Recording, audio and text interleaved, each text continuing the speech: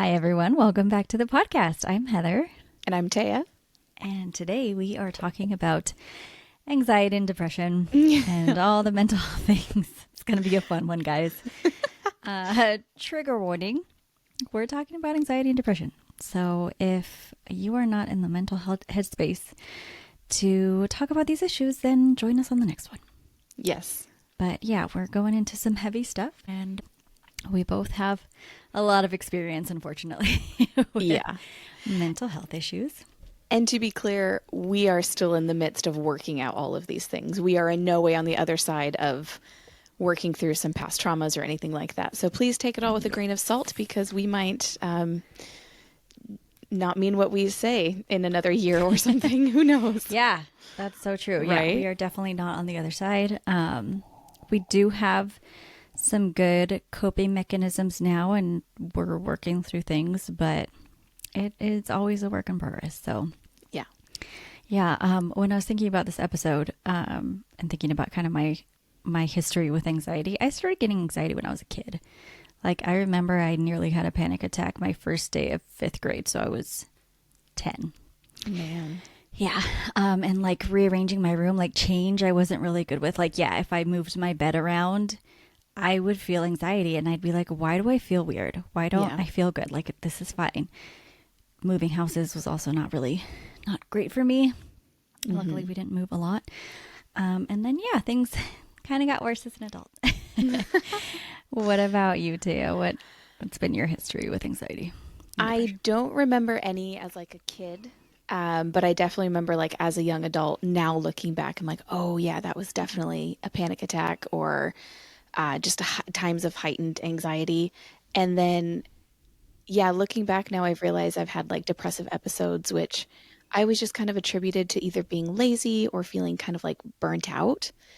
And now, would say like hindsight's 2020. Yeah. That's so true. I have had as well depressive episodes, and my first thought is, God, why am I so lazy? Yeah. Like, just get up and do stuff. Like, yeah, it's terrible. And I don't know if this has been your experience, but I feel like I have definitely fallen victim to the stigmas around mental health, which is why I think it's so important that we are having this conversation, because it affects way more people than any of us know. But, there's stigmas that come along with it, and thinking like, well, I'm not depressed because I can get up and shower and go to work and feed my family, and I can do all these things, and I just crave my bed, or but being depressed isn't always not showering and, these like really extreme cases. Sometimes you can have depression and not be depressed. And there's a difference between the two. And I'm still learning that. Yeah. That's an interesting point. Yeah. And you can, excuse me, like come in and out of depressive episodes. Yeah. Like one week you'll feel great, and then the next week you absolutely don't care about anything. Yes. So in your case, what would you say, how does your like anxiety and depression manifest? Is it like social situations, things you avoid? Well, that's kind of a tricky question, because there are certain things that trigger it really strongly, and there are other things that I'm very okay with. Typically it's circumstantial, which I guess that's the case for everybody. But I can do fine in social situations. Typically I can put on this like persona, and I think it's because we were trained for the majority of our lives on how to speak to people, public, speaking was something we were trained in weekly. So those types of things don't bring me anxiety typically, but The it's social when situations. Yeah. I Yeah. agree with you. I think Right. it's almost kind of weird because groups, going out with people, I actually enjoy that. And I know a lot of people have anxiety with social situations, and that's never been my case either. Yeah, it's been few and far between the cases where I'm like, I really don't want to be at this event or something. And I also don't have any trouble leaving or canceling last minute. So, Good. that's Yeah. kind of saved me. Yeah. What about you? How does it manifest for you? Yeah, I remember when I had like my first full-blown panic attack. I was like 20, in my early 20s. I think I had just graduated nursing, so 22ish, and you live with like the fear of having another one. So now you have anxiety about having anxiety. It's great. So whenever I'm in a situation where I feel like I can't leave, I have to have it together. And a lot of times this happens at work, where like working in the operating room, I can't just leave whenever I want. Can you imagine? Yeah, I mean, like, and so I'll be in this situation where like I'm assisting the anesthesiologist or something, and I'm like, I cannot panic right now. And it's so dumb because it's absolutely my brain making me panic because I'm like, I can't panic. So that has definitely happened to me. There was a time where I wasn't on medication, and that was a big struggle, was at work. But yeah, so socially, not really. I would say circumstantial as well. Like, depends who I'm around. And some people, you know, drain your energy and you're like, oh, I don't want to be here. And I feel like I can speak for both of us in that in the last few years, we opted to leave that religious community that we were a part of. And that to me was a massive trigger for my anxiety. And I didn't realize the extent to which I was living in that constant state of super high anxiety. And now I look back at things that we did during that time period and I'm just like, oh my God, that was so cringeworthy. Like, why did we do that or say that? Or, you know, but it all stemmed from a very high stress situation. Yeah. That had a big impact on us. 100%. That was huge. And I would say, you know, we left like 3 years ago now, or something like that. So I've been dealing with anxiety for a long time. And I feel like for the most part, it's under control. I haven't had a panic attack in a super, super long time. I don't even remember when the last time was. But yeah, going through that whole process of leaving, which was not easy. And I didn't purposely even want to leave. And then going through the guilt, the changes in, you know, family dynamics and all of their input. And it felt like I was like grieving myself, an old self that, you know, again, I don't do well with change. So like, this religion had been my entire life up until I was 31 or 32. Yeah. And now I was like, oh shit, who am I outside of this? Yeah. Talk Literally, about an who existential am I? crisis. Yeah. That'll give you anxiety. I know. Yeah, so you asked like how it manifested. And to me, immediately I thought like there was, you know, I tried to go back for someone's funeral after they'd passed and I'd known them my whole life and wanted to show my support of the family. I was shaking so hard in the car. It was at it was at church. Our old place of worship. Yeah. And I pulled into the parking lot and I saw people at the door and I shook more and more and I just kept on driving and I came right home and crawled back in bed and was like, and that was the first time my anxiety has ever stopped me from doing something so vividly that like I could not control my body, but I knew if I was to try to walk in that building, I would absolutely freak out. Yeah. And so I'm like, why would I do that to myself? And so. Right. Well, I mean, I remember telling you, like, I'm proud of you. Like you didn't want to do it. It wasn't good for your mental health to be there. And you did what was right for you. It's interesting in a situation like that, right? Where I couldn't go and like, but I felt so guilty for not being able to overcome that and walk in. Cause I had good intentions. I wanted to go support this family. Yeah. But when I reached out to the person who I wanted to see and I apologized and I just told her like, I couldn't do it. And she was so kind about that, which I really liked.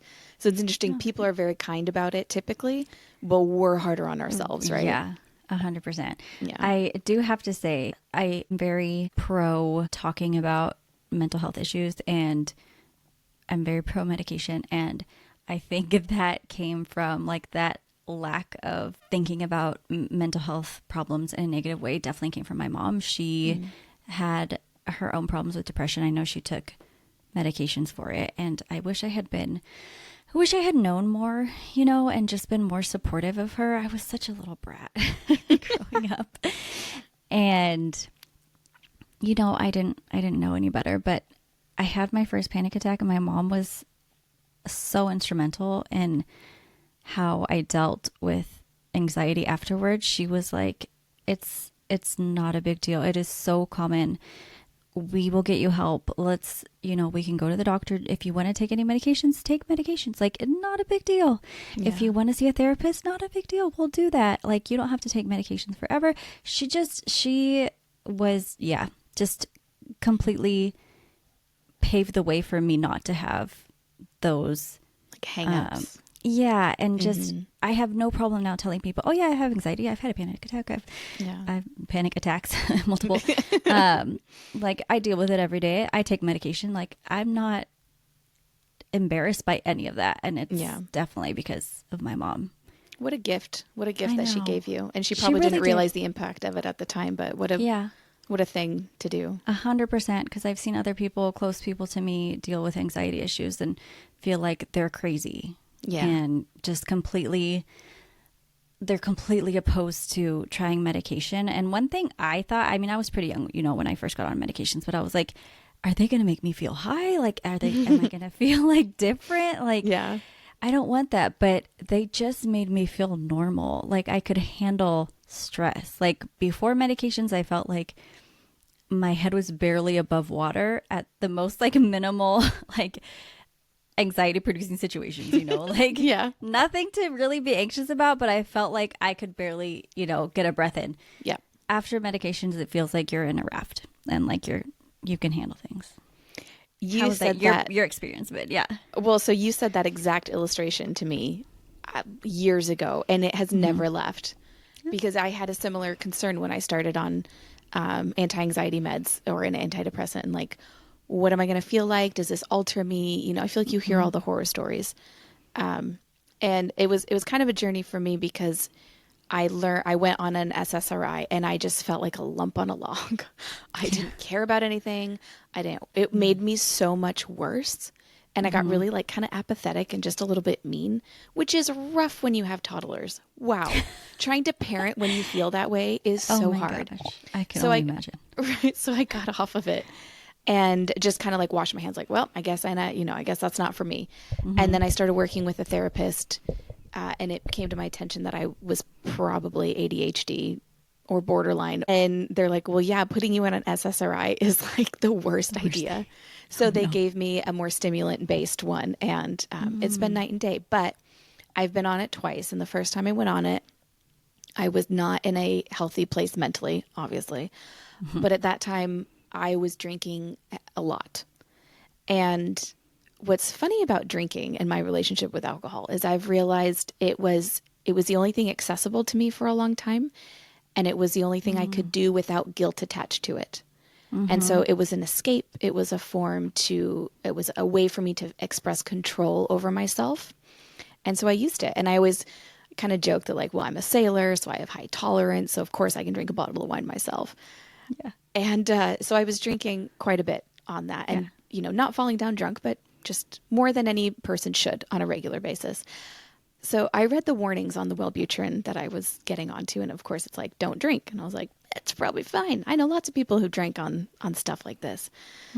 It was not a good combo for me. And I ended up with every single negative side effect you read. I was driving to pick up someone, like clothes from someone, and I was going to a new location, and I legit was so paranoid. I almost texted Jake like my location. I think I messaged you something psychotic. And I realized, like, it's because you've fucked with your mind with these drugs and with alcohol. Like, knock it off. That was so dumb. So I got off it, and I was really scared. Started working with a new therapist about a year later, and he again recommended doing Wellbutrin, and I was so scared. And he's like, well, you're at a totally different place with alcohol. Now you drink maybe once a month, and it's one glass of wine because it gives you a headache now. And my experience has been night and day. But that's just my cautionary tale, to read the side effects and listen to them. Don't mess with it. Alcohol makes me so sleepy, and at this point, I've been on my anti-anxiety medications for so long that I always assumed it was my medications. And I even told my doctor about it, and he was like, I don't know, maybe just alcohol makes you sleepy. But I'm like, does it? I don't know, maybe it does. But it's so funny how easy it is. I mean, like, alcohol, it's so much easier to turn to than crack. So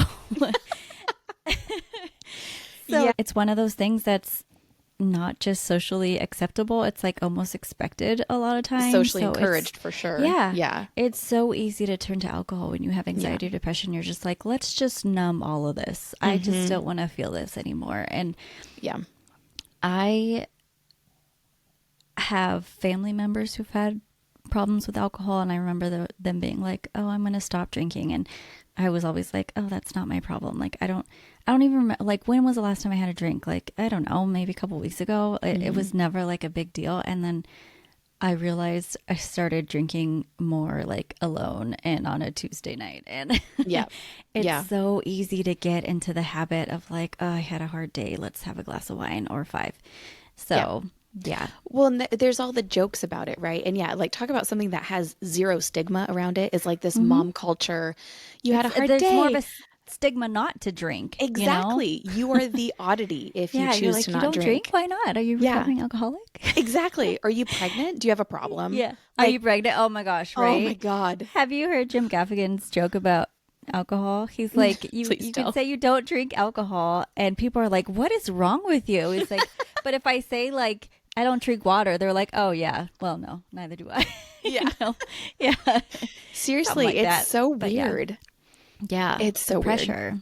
Weird. I'm trying to break absolutes where I say I'm never, I'm always, I'm, like instead give yourself the leeway that like, yes, while I have changed my relationship with alcohol, I'm happy to drink it when I want to, but I'm not going to feel the pressure to do that all the time because I realize it's not in my best interest in this point in my life, Yeah.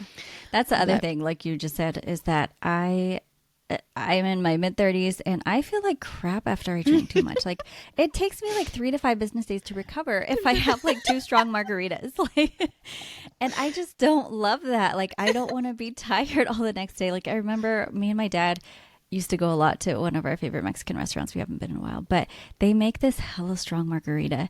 And if I have 2, like forget anything I was going to do for the rest of the day. Like I'll get home at 3 and nap until 7. Like it's terrible because again, alcohol makes me so sleepy. So yeah, that's the other thing is that like, I can't recover. Yeah. Like I got plans for the rest of the week. I can't. Got plans for my life. Yeah. Yeah. I've gotten quite a few of those messages from you. We're like, well, I had one margarita and I took a 5-hour nap and now it's, yeah. So I know we touched on it a little bit, but like how has leaving our experience affected you now that we're, a few years out, but still very much in the trenches with it all? Yeah. Well, as you know, it was very, very hard. Again, like I said, I don't do good with change. It felt like I was grieving, like my old self was gone and I just couldn't make myself believe the things that I was supposed to believe. Something that really helped me was that realizing like, okay, this isn't my fault. I actually did all the things that, a Christian was supposed to do to prevent you from straying away. I heard someone somewhere was like, you can't choose what you believe. And I was like, wait, what? And he's like, if I said, I'll give you $1 million to believe the earth is flat, you can't do it. It doesn't work like that. And I was like, oh, okay. Yeah, that makes sense. That has helped a little bit, but there's still a lot of guilt that I'm doing something bad, that I'm disappointing all the people in my life that love me. And they think I'm, a lost cause, and a lot of identity crisis. Again, like what do I actually believe? Am I still religious? Do I still believe in God? What? Yeah. Yeah. And then something that helped a lot was talking to a therapist, and she made me realize like I don't have to have it figured out. I can still hold on to whatever beliefs I still want to hold on to. And just because I don't, belong to that religion anymore doesn't mean I have to give all of that up. Right. And I don't have to explain to anyone why I believe or don't believe, whatever, And that was just mind-blowing for me. It's funny how about like, for you? Yeah. Well, like simple concepts like that where you're like, well, yeah, duh, of course. But like, it's just mind altering when you've never had the opportunity. Yeah. What was the question? So how about for you? Because so your anxiety really reared its head when you left. Yeah, there's been few instances like I talked about, my experience in Ecuador, and I definitely was having it then. And I just remember like being on the kitchen floor and like breathing into a bag because I could not get a full breath. And like I didn't understand what that was. And now I'm like, oh, it was an anxiety attack. And after Ecuador, I think that like really kicked it off though. My body's like, this is fun. Let's feel like this more often. Do it again. Yeah. No. But it was I know something I've struggled with my whole life has been what I now am able to term body dysmorphia and low self-esteem, which ended up leading to disordered eating. And so, in the time sequence of my life, I've always felt those things. But when we got back from Ecuador, there was definitely this like feeling of like, what are we doing? We made a huge mistake. We failed at something. Now we're going to get into this. And I ended up getting a job at a local gym, and which was good, but bad in the case that it gave me something to control when I felt very out of control. And so I could control the calories I was ingesting. I could control what I was doing with my body. And that ended up being a hyperfixation of mine, which also plays into like, oh, well, you do have ADHD. And when you really hit on something, you really hit on it. And so I was doing pretty extreme things with my diet, and I started being a personal trainer there. And then I would try out all these new diets and fads in the excuse of like, well, if a client ever comes to me and wants to know, how does it feel to be on keto? How does it feel to be paleo? I wanted to have the experience be like, I did it. This is what I felt. But really, I was trying to see how hard I could push my body and to what extremes, to the point where I did a full prep as if I was going to be in a bikini competition on stage. I put myself through actual hell. And it ended up jacking my system horribly, but I'm like, why? But so, I was in denial for a long time about those issues. And it wasn't until I did a round of therapy after we left, really loved that therapist, was the same one you saw. And she was just a powerhouse. And then I stopped because I was like, well, I did that for 6 months. I guess I healed all my issues. Yeah. Wow. Little did we know. Yeah. So these things started to rear their heads again and other manifestations. And so I decided to talk to my doctor about it. And she's like, well, disordered eating is a thing. Let's get you with a specialist who deals with this. And so I had a consult with him. And I was like, sometimes like I really like to, track my food and weigh my body. And I also, have like body image issues is what I said. And he looks at me and goes, so when did the body dysmorphia really start for you? And I remember being shocked that he used that terminology, because I'm like, I don't look in the mirror and see an 800-pound person. And he's like, well, that's an extreme case. It's a range, and I was like, oh shit, that means I do have it. Yeah. But, it's been working with him through that, but that has been a big way I feel like my anxiety has manifested. And it got worse after we left. But for a long time, I think it was bad when we were in, just because it was a control thing.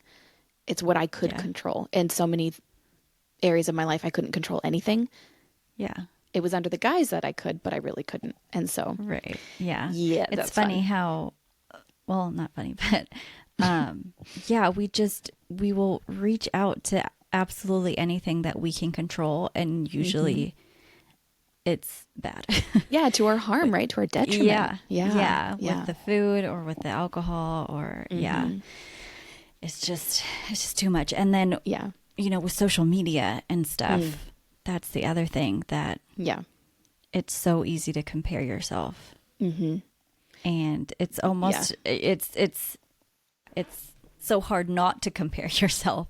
I feel like even for someone like me, who I feel like I have pretty good self-esteem, social media is terrible. Because you could always be skinnier, you could always be prettier, your hair could be shinier, you could have more money. Like anything you feel like you're lacking, social media will shove it in your face. Well, what did I just send you the other day? I went to the gym to get stronger. It turns out I'm not only weak, I'm ugly. Yeah, right? Exactly. Yes. A lot of issues like this come from lack of identity. And that's hard to grow your identity, especially like in our 30s. We're like, well, I should have my, I think I know who I am. But then when you have all these things that did identify you taken away, it's really hard because that our environment was all external. We got Yeah.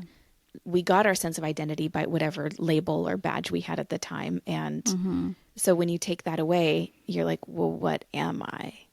And Yeah. so 100%. it's been an interesting journey to like we're learning all these things, what our opinions are, but also like what makes me me. It's also been kind of freeing in a way to be like, okay, I don't have anybody telling me what I should think about this. So Right. what do I actually think? Yeah. What do I think is right here? So that's been kind of nice to have the freedom to make a decision that's not already made for you. Well, and also realizing that like your opinion can change as you gain knowledge, and you're not married to a belief just because you said you believed it once. Yeah. Your belief, your opinion, Yep. your everything can change. And that's okay, right? Like finding the beauty in that and not being so rigid. It's important to be like open-minded as well. Okay, I don't know what the right thing is here, but I'm willing to hear both sides. Yeah. So what are things that have helped you besides therapy? You touched on that. Like what are things that have helped you manage or, are things you want to do more of? Spending time outside really helps. And this has been a weirdly like not cold and super rainy winter. Well, spending time outside whenever there's sun, I'm trying to make a goal of just going outside if I can see the sun. Yeah, good. Also, and I feel like this is where I differ from my ADHD friends who like need to be busy all the time. I need a day to do nothing. And it's not even like a self-care day where I'm going to like do a face mask and, take a bath. I don't have a bathtub, but take a long hot shower. It is literally, I have nothing planned on my schedule and I need to do nothing. If I want to leave my house, I will. And if I don't, I don't. But it's not like someone's going to call me and be like, hey, what are you doing today? And I'm like, nothing. And they're like, okay, let's do this. And I'm like, no, I actually planned nothing. I can't do anything with you. Yeah. So yeah, having a day during the week where I do nothing. Love that. I can read an entire book in one day. Yeah. Love that. Also like, those emotional support shows, Friends. Sometimes they just feel like a big hug. Yeah. And yeah, that humor, obviously, the show Friends and any other funny shows. I was just watching I Am a Killer on Netflix about like people convicted of crimes of murdering other people. So funny. And I was like, I don't feel good. Duh. I'm like, I like those kind of shows, but just today I was like, no, not a this good isn't fit. good. No. Yeah. Okay. What about you? Therapy, obviously. Yeah, I'm a big believer in therapy. I think people hesitate because they're worried they're not going to like mesh with their therapist. And that's something I want to encourage people is like date your therapist. Like a lot of insurances have your first 1 or 2 appointments are $1. That way you can see if you like them. And I have broken up with 2 therapists and it's been real easy. I'm just like, it's not a good fit. One, I just in the process of even scheduling an appointment with this woman, I was like, I can't handle you. And then another one, I made it through one appointment with her and I got off and I was like, I was legitimately worried that what I was saying was going to upset her. Like, I had to like hold everything back because I was like, I don't think she can handle my problems. I think she's just a little too sensitive about it. And then, but when it jibes, it jibes. And so being again willing to try a different medication, it makes me nervous. Medications do. I'm skeptical about them, but this one has worked wonders. And so yeah, humor, friends. I think building a support system. I was going to say that too. Yeah. This group of friends that we have built is just so inspiring and they do nothing but cheerlead or be there. There was someone who's having a rough time right now and in a group text, they're like, what do you need?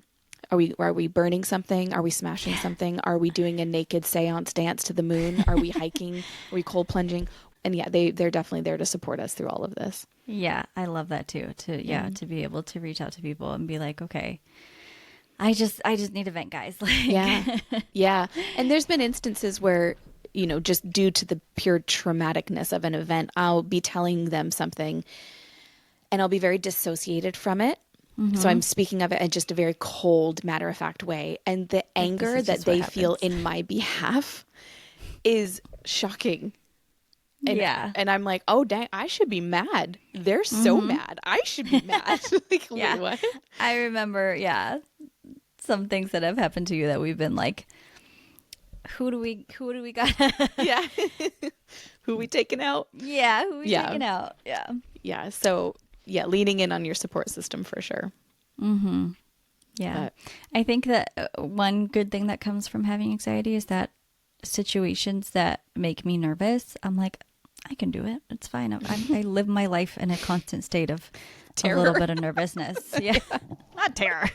But like, I remember we went like, you guys surprised, was it me and Sarah, or was it just me that you guys surprised us with that weekend getaway? And it was when you we and went Sarah. to Gig Harbor. Yeah, it was you and Sarah. Yeah, you guys are great. And so they took us to the zoo, the aquarium/zoo, and we did a dive with sharks. And I remember putting on the like whole getup and the scuba device, and you kind of have to like, when you first take a breath on it's kind of, there's some tension to it, so you have to like really breathe in, and like you feel like you're not getting air for like a half a second. And I'm like, oh, I've dealt with times where I felt like I couldn't breathe. Like, it's fine. I always could breathe, so I'll be okay. And one of our friends was kind of freaking out. She like stayed on the stairs the whole time with like just her head in the water. Man, but I remember being like, I've had worse with anxiety where I felt like I couldn't breathe, so I'm good. I'm fine. I'll probably survive this.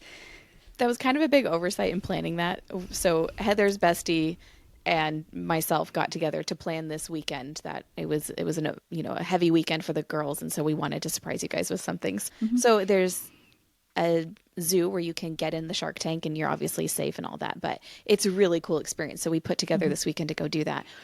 It never occurred to me that the fourth person involved would be terrified of this experience until that morning when we surprised you at Sephora, and I mentioned it to her, and she's like, wait, what? Because I was like, well, yeah, the four of you going to go in. I was pregnant, so I couldn't.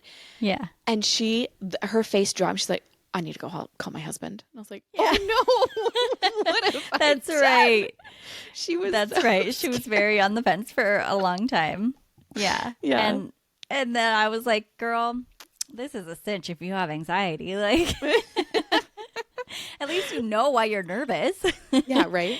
Yeah. Oh my gosh, it's the worst when you're anxious about, you have no idea what. I remember explaining that to Edwin and being like, I'm anxious, and he's like, why? And I'm like, I don't know why. I love when someone tells me, just calm down. Like, was that all I needed to do? Oh my God, I'm so thankful you told me that. Otherwise I would have just kept being anxious. Mm-hmm. Oh, just let it go. Calm down. I don't surround myself with people that say those things. Yeah, that's an immediate breakup. Ghosting your ass if you say that. 100%. Yeah. I know. But one thing I actually just did this morning, and I'm kind of excited to try, is like inner child healing, inner child work. Oh, I've never heard of this. Yeah. So it's basically, the concept is you go to your inner child and you try to heal them or tell them like you're safe, and like oh my gosh. Immediate tears. Immediate. Like, I went to my acupuncturist today and I was like, could you help me work? Like, I'm having a lot of anger and just, some trauma has come up. Can you help me work through it? And he's like, yeah, well, do you want to get to the root of it? And I was like, who knows where the root of it is? He's like, you don't have to know. I'll show you. And I was like, okay. So he led me through this exercise. The man put 4 needles in me, and all of a sudden I can't stop crying. Just tears pouring down. I was like, you're going to have to change the pillow. Like, this is going to be saturated. And yeah, it was really crazy, but it was honestly like a pretty transformative experience. I know I'm going to have to talk to her again, inner like little child Taya, because it's not that simple, but it sounds totally woo-woo. It sounds crazy, but it really did have a very large impact, and it's crazy. reminds me of the podcast you sent me, Glennon Doyle's Yeah. podcast. Is it just called Hard Things, or We Can Do I think Hard We Can Do Things, Hard or- Things. Okay. Yeah. Yeah. So Tia Levings was on her Yeah. podcast, and Taya just sent me the episode, and I cried so many times, and I Oh my God. realized I'm not really okay. Yeah. Like, I felt like I went through the hardest part of leaving the religion, and it was months of, crying and feeling like garbage and feeling like, part of me was dying. And then I got over that, and then not over it, but then things started to get better. I started Yeah. to feel better, and I started to feel the relief of actually leaving, because I am happy I left. And I knew, even though it was hard, that I was doing the right thing for me. Mm-hmm. And so because I started to feel better, I just assumed I was over it. Mm-hmm. And after listening to this podcast, I realized I was not. But one of the things that she said to Abby, the other host, was like to go back to that 16 or 17-year-old girl she was when she was having troubles, and Yeah. to be who she needed Mm-hmm. at that time. And oh my Yep. gosh, that made me cry. Yep. Yeah. Just it made me realize I need therapy. You know, when I finished therapy the first time, I remember speaking to a friend and telling her, like, I'm finished. I feel so great. And she tells me this like a week ago. She's like, yeah, I knew you were not okay. She's like, yeah, that first layer of the onion got peeled off, but there's a whole lot left under it. Yes. And sure enough, it's just, it's taking those layers.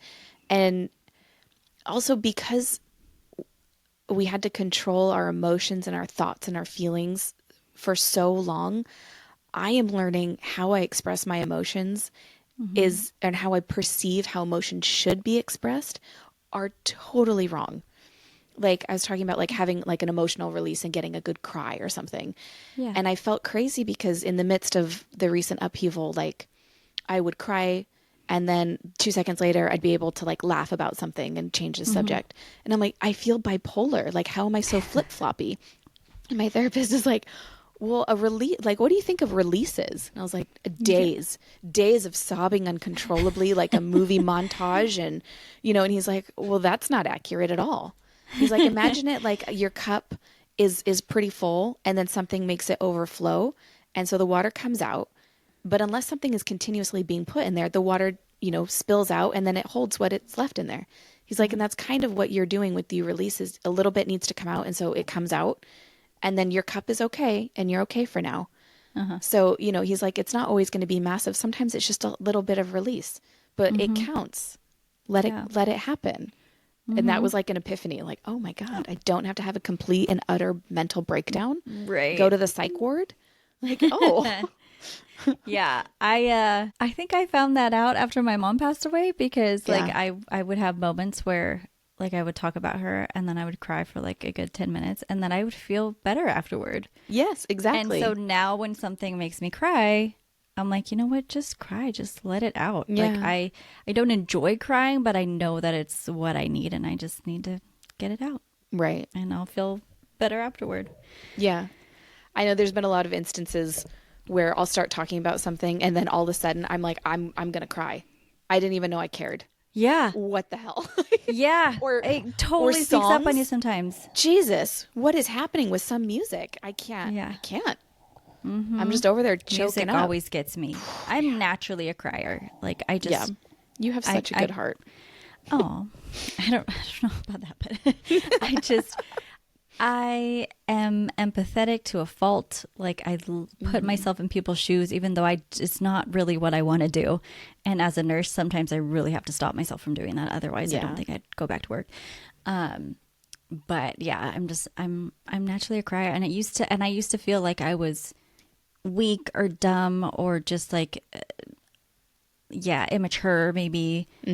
Like, I'm a grown adult. Why am I crying? Right. And now I'm like, you know what? That's just how I'm made. It's Yeah. just me. I can't help it. I feel like I always have to have a reason to cry, or like an emotion behind it, instead of just like, that song was sad. That book was sad. See, I've never had an issue crying in books, actually. That's been like a badge of honor that I'm like, made me cry. Yeah. But No, So- I absolutely don't need a reason to cry. One time I cried. Actually, I was having a bad day, but I cried because I love tomatoes, and I was making a sandwich and I didn't have any tomatoes. And it was just like the straw that broke the camel's back. I don't have any tomatoes. The sandwich is going to be crap. I don't have tomatoes. You know, I agree. I think a sandwich needs tomatoes. I know. It needs I agree. I said it. Yeah. Okay. Yeah.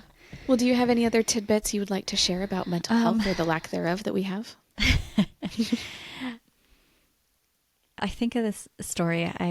The last therapist that I had, and I didn't have her for very long, and I don't know why. I just felt like I was busy. I was getting my bachelor's degree, and I was doing a travel job in Wenatchee, and I met with her, and she was like, well, you know, what made you want therapy? And I was like, well, she's like, how are you feeling? And I'm like, well, actually, I'm feeling really well. Like I'm working and I'm studying, and I feel like I'm doing pretty well. I was like, but I mean, like, I do have some things, like my mom passed away, and you know, a few years ago, and I left the religion that I grew up in, and I have a lot of family that won't talk to me anymore, and I lost all my friends, and and I also live like 3 hours away from home, so most of the time I'm by myself, and I'm also like working full time and studying full time. And she was like, yeah, that's a lot. That's a lot that you have on your plate. Yeah, I think you do need therapy. And I was like, I mean, I'm pretty good, but like, yeah, everything's fine.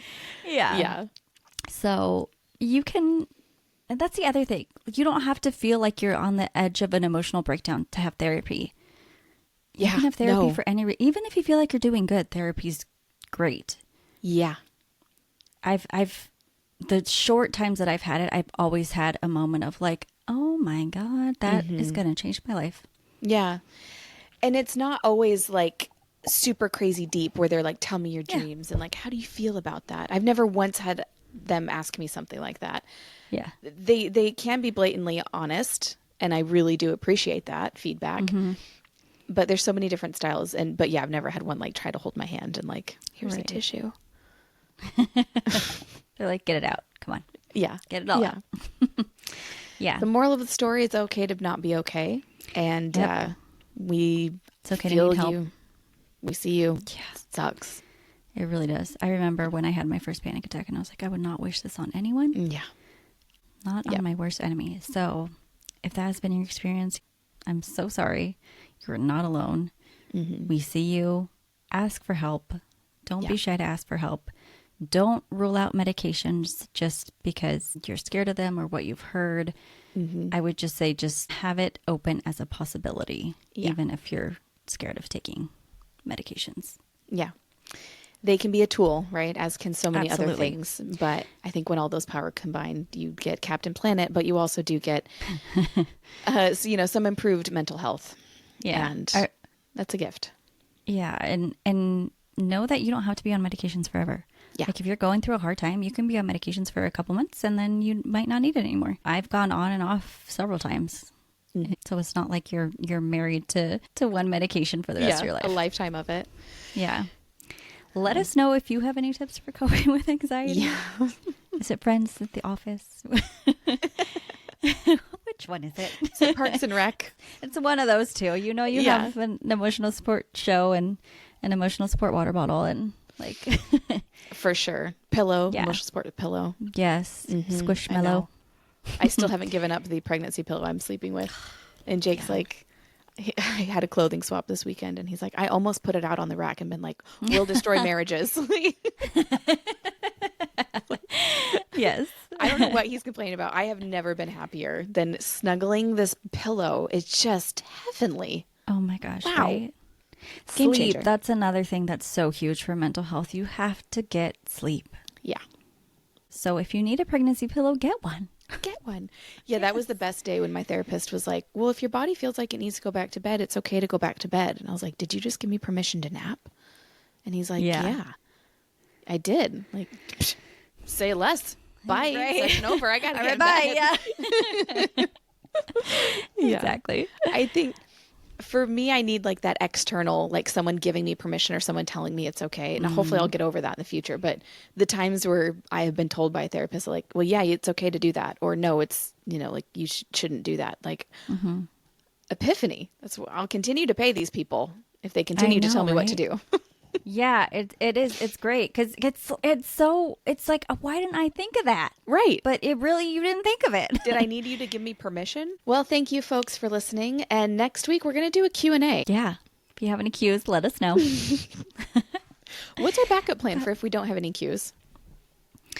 Make some up and be like, this is what we were sent. Susie from Virginia sent this. Thanks, Susie. Heather from Burlington, Washington asks. What's your middle name? Elizabeth. Elizabeth. Oh. Elizabeth and Marie have asked. See, you knew my middle name, but at least... Yeah, yeah, you didn't know mine. Whatever. Sorry. One of us loves the other one more than the other. I should know Elizabeth because that's Paige's middle name. But... It's like the easiest, it's like the most common middle name ever. I know.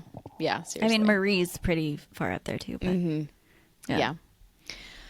All right, so we'll see you guys next week. Thank you again for listening. Follow us on all the socials, except TikTok if it gets banned. But we'll see what happens with that. And of course, our email is tffopodcast@gmail.com if you feel like shooting us a long letter filled with your emotions. Yes. So let us know. Yeah. Thanks for listening, and we will see you guys next week. Bye. Bye.